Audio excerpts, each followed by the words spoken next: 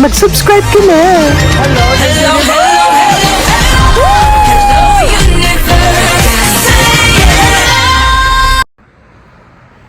Hello mga buweks! Magandang gabi sa inyo lahat. Galaw-galaw para hindi mapa-imbornal. Hello sa ating mga subscribers dyan. Ganun din sa ating mga new subscribers. Welcome to Parade of Beauty! If you are here tonight, welcome to the new era of beauty. Beauty is in you. Diba? Pagod ako ngayong araw na ito mga buweks. Grabe, sobrang busy sa work. Kailangan natin magtrabaho no, para may malamon tayo. Ganun talaga, diba? But anyway, habang maaga pa, ayan, may konting araw pa, no? So, ibuga na natin ito, Kasi ano na dito, mag-8 PM na, no? So, maliwanag pa. Patapos naman ng daylight savings. Kaya, madali na siyang nagdidilim. Anyway, ito nga, no, nakakaloka itong mga buweks. Alam naman natin yung press conference kahapon, or kagabi, no, ng Miss Universe, ayan, organization sa Thailand, na ginanap sa MGI Hall ni Papa Nawat, diba? Ay talaga namang gumawa ng isang malaking ingay, no, sa mundo ng pageantry. Ang ganda ng kanilang mga pasabog doon, yung kanilang opening number, tapos rumampa doon si si Victoria, no, yung reigning Miss Universe 2024. Tapos may mga sumasayaw-sayaw din doon ng mga chai-chai, di ba? Parang it brings back the memory of Miss Universe 2018, di ba? But anyway, sa sobrang ganda ng kanilang ng kanilang press conference kahapon para na itong Miss Universe competition, 'di ba? Yung glossy, maliwanag, tapos simple lang yung mga LED doon, pero 'di ba talagang pamatay ang datingan.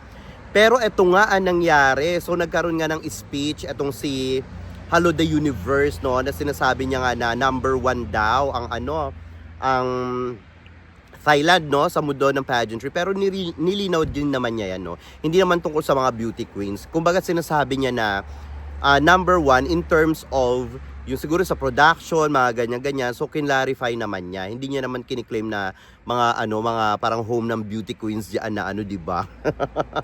Buti na lang nilinaw niya. Kasi ayun, samot-saring mga pambabash sa kanya ngayon kasi na nagfi-feeling daw ito hindi lang ng mga Pinoy, no.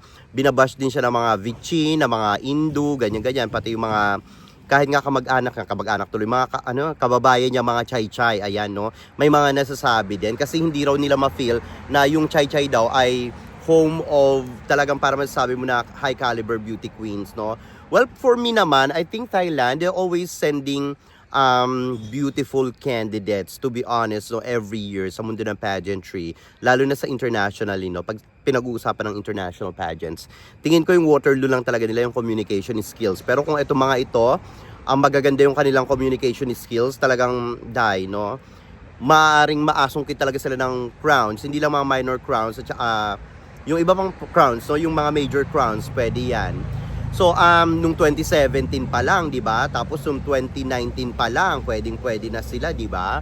Kaya nga lang, dahil sa communication skills, dahil kaya nagkaganon talaga, pati yung kay Antonia Persil noong 2023. So, pangmalakasan din mga kandidata nila, no?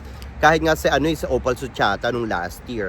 Kaya lang talagang doon sila napapa-imbordal sa sa communication skills. But anyway, kinlarify naman yan ni Hello the Universe kahapon. So, kahit papaano naging malinaw ang lahat, no? Siguro kasi parang ang dating sa ibang mga countries, no, lalo na sa Philippines, na nag-fifaling-falang, no?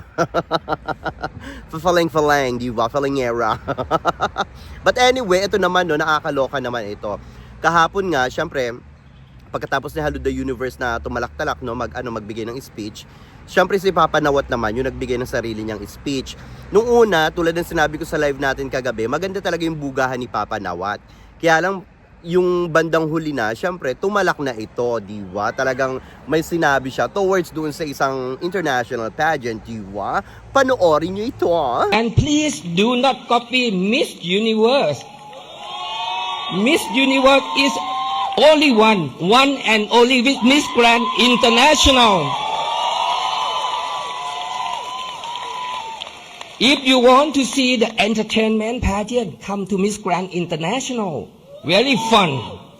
But if you want to see the elegant, the most top class pageant is Miss Universe. And the rest is they are copy. Once again, they are copy. Some person moving there, some person want to shine, some person she was working with Miss Universe, but she won't survive. So she fly around the world to stay somewhere to copy Miss Universe. Sorry, we are so far. I cannot see you anymore. Okay? Ayun. Alam niyo sa totoo lang, maganda na sana yung bugahan ni Papa Nawat, no, kahapon. Kaya nga lang, ayan, binuga niya yung ganyang mga salita. Actually, nag-worry din ako. Syempre, kumbaga yung backlash niyan kay Papa Nawat, diba? So parang iniisip ko, well, concerned ako sa matanda kasi mabait naman itong matandang ito. Kaya lang kasi, dahil dun sa sinabi niya, diba, ganyan niya magalit eh. Pag nagalit yan, diba, talagang walang preno yung kanyang bunganga din, no? So, kasi 'di ba ganyan 'yan sa atin sa Philippines pag binabash din siya, 'di ba? So for me, I feel sad lang na after nitong speech ni Papa Nawat, a lot of international pageant fans, no? Kumbaga they are bashing him. So parang for me, ang nakikita ko kasi dito, pinoprotektahan niya si Hello the Universe, 'di ba? So syempre, magkababayan niyang dalawang 'yan, syempre nag-usap na rin 'yan and aware na rin si Papa Nawat kung ano yung ginagawa nitong Miss Cosmo sa Miss Universe organization, knowing na si Hello the Universe yung may-ari ng Miss Universe organization, di ba? So ngayong party na nga itong si Papa Nawat ang Miss Universe organization. For me, it's fair enough na protektahan din ni Papa Nawat ang Miss Universe organization, di ba? Kasi kumbaga part na siya dyan part na siya ng family. Meron siyang 5 years contract. O baka nga mamaya meron na rin yung share dyan, no? So hindi natin alam. Kaya wag na kayong magulat, baka siya na yung may-ari ng Miss Universe, di ba? In the near future. Kaya lang sana yung ganyang talakan, hindi niya na lang nilalabas sa social media. Kumbaga sana maano ni Papa Nawat yung mag-control ng konti, no? Kasi ang napapasama dito, kahit na anong protekta sa organization, kahit na ano pang organization, pag binugaw mo to sa social media or sa live, no, talagang iba yung dating, talagang hindi naman lahat makakaintindi, no. So ngayon, puro bashings kay Papa Nawat, no, lalong-lalo na sa bansang Vichin, dahil nga ayan, sa sinabi ni Papa Nawat, parang syempre, ang dating sa kanila, aping-api sila, di ba? Well, sa totoo lang naman, kitang-kita naman dito sa Miss Cosmo, talaga namang alam nyo na, no, ginagaya talaga nila ang organization, ang Miss Universe organization. Kasi nga, syempre, napatalsik yan si Bawang, no, sa Miss Universe organization as the franchise holder, no, or owner ng ng Miss Universe Vietnam, di ba? Nung na si Hello the Universe na yung may humawak ng yung humawak ng, ibig sabihin, nakabili ng Miss Universe organization. Alam naman natin, noon pa yung issue pa noong 2022 ay nagkaroon talaga ng alam niyo yun, mga samot-saring mga issues, ganyan-ganyan, no? So, talagang mabigat yung loob, masama yung loob ni Bawang dito kay Hello the Universe, diba? Kaya ang ginagawa naman ngayon ni Bawang, diba? Kinukuha niya yung mga sponsors ng Miss Universe dati-dati pa, diba? Nandiyan na rin si Paula Sugar, yung Smile Train, yung Sash Company, diba? So ang dami pa nilang nakukuha ngayon. At sinasabi pa nga ni Bawang na marami pang darating, diba? So yung inclusivity rin, diba? Ginaya na rin ng Miss Cosmo, diba? So kumbaga kung ano yung mga ginagawa ng Miss Universe organization, ginagaya talaga ng Miss Cosmo. Talagang parang kitang-kita mo nagiging 2.0 talaga, 'di ba? So ayun, nakakaloka lang din talaga itong si Bawang, no? But anyway, ito na nga, no, despite naman, no, sa nangyari na 'yan, nakakaloka, no? Hindi nga nagkaroon ng magandang review at syempre nabash nga itong si Papa Nawat. Syempre rumes back naman itong si Bawang, agad-agad, di ba? Naglabas ito agad ng statement, nakakaloka. Talagang hindi rin nagpatumpik-tumpik si Bawang, talagang ayaw pumayag.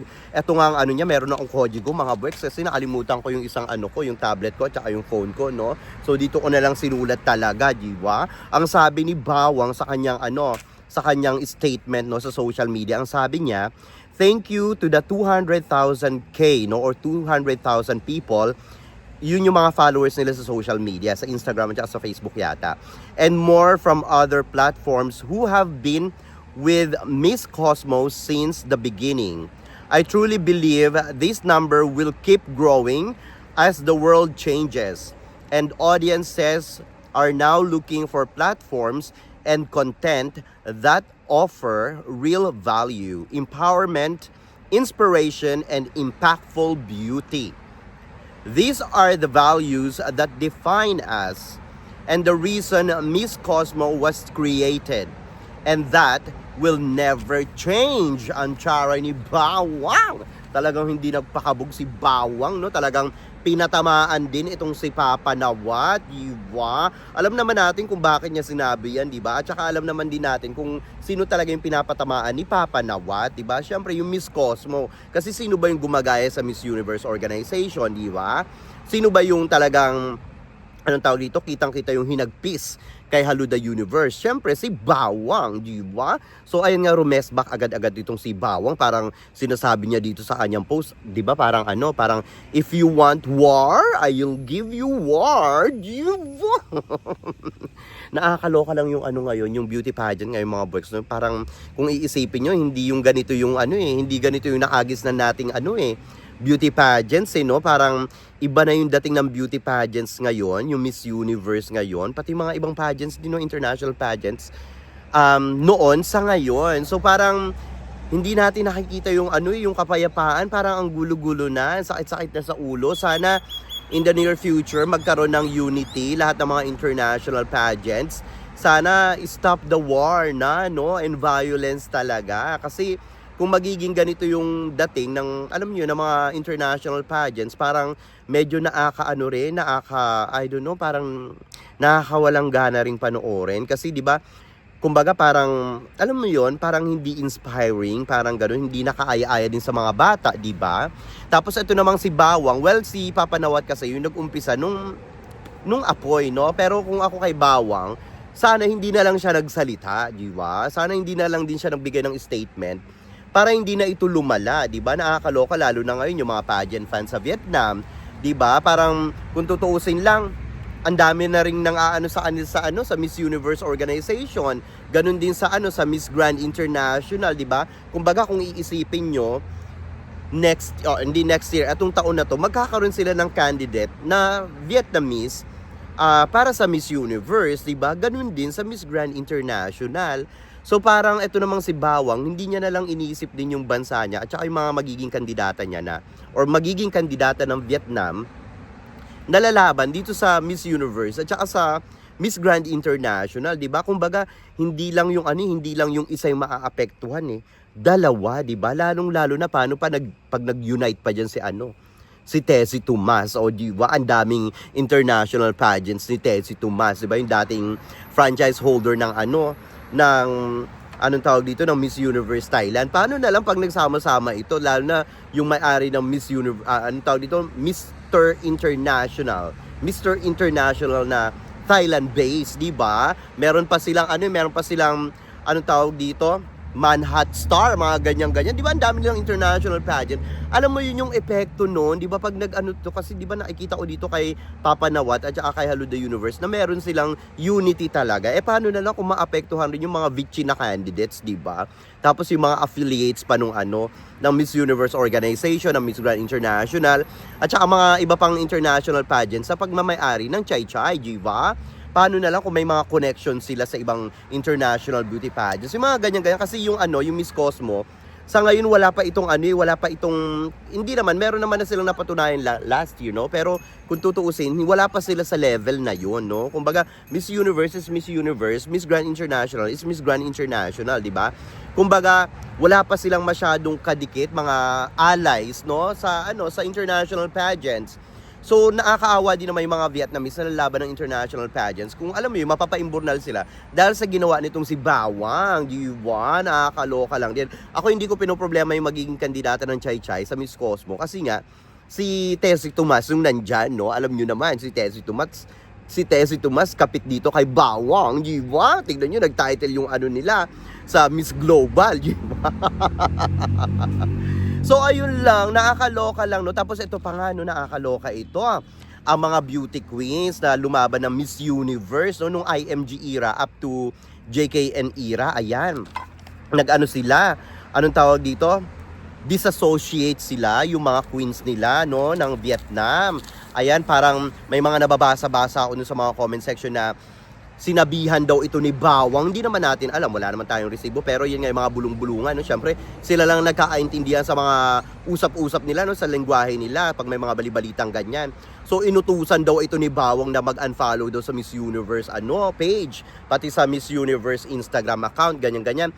Nandyan sila, Henny, no? Yung basta yung mga batch ng IMG, lalo na yung yung 2 or 3 taon na pagmamay-ari na rin ni JKN, ayan, nag-unfollow sila sa Miss Universe organization. Kasi nga syempre, lalong-lalo na yung mga kabatch ni Henny na lumaban nung IMG era kasi hawak yan ni Bawang, di ba? Parang si Bawang talaga yung boss nila, mga buweks. So ngayon, syempre, nagkasalindila na, no? Tama ba yun? Nagkasalindila na nag-unfollow unfollow na rin. Kasi nga, tinira nga yung kanilang bansa, hindi naman bansa, yung kanilang, alam niyo yun, boss, no? Yung kanilang big boss, ang kanilang Miss Cosmo, di ba? So, yung mga chika-chika na sinabihan daw ito ni Bawang na i-unfollow daw Miss Universe. Kaya lang para sa akin naman, kung i-unfollow yung Miss Universe, ba't kailangan pang ba't nakarating pa yun sa social media, di ba? Ba't nakarating pa na kailangan pa nilang paingayin na in-unfollow nila yung yung Miss Universe, di ba? Parang rin paano rin tong mga ito paklaut din tong mga ito, no? Kulang din sa pansin. Well, namang magagawa nila kung nag-unfollow sila? Kung nag-unfollow sila, wag na rin sila magpadala ng kanilang kandidata, di ba? So, hindi naman sila kumbaga, hindi naman yung Miss Universe organization yung nawalan, pati yung Miss Grand International, di ba? Kumbaga, loss ito ng mga vichin, di ba? Kasi kung iisipin nyo, every year meron niyang kandidata, di ba? Sa Miss Universe at saka sa Miss Grand International. Depende na lang kung hindi na talaga sila magpapadala, no? Pangatawanan nila, ganon. Di ba? Nakakaloka yung mga aganapan ngayon. Hindi ko talaga kinakaya, mga buweks. Feeling ko lalala pa ito, sa totoo lang, no? Hihintayin ko yung, syempre, magpapasabog ang Miss Universe ngayon, di ba? Pati Miss Grand International. Syempre, hihintayin rin natin yung pasabog ng Miss Cosmo sa December, di ba? But anyway, mga buweks, ano masasabi nyo dito sa ating mga chika ngayong gabi? Mag-ingay kayo sa ating comment section para makita ko rin ang inyong mga opinion. Hanggang sa susunod natin mga chika-chikahan. Bye for now, mga buweks, and I love you all. Bye! See ya!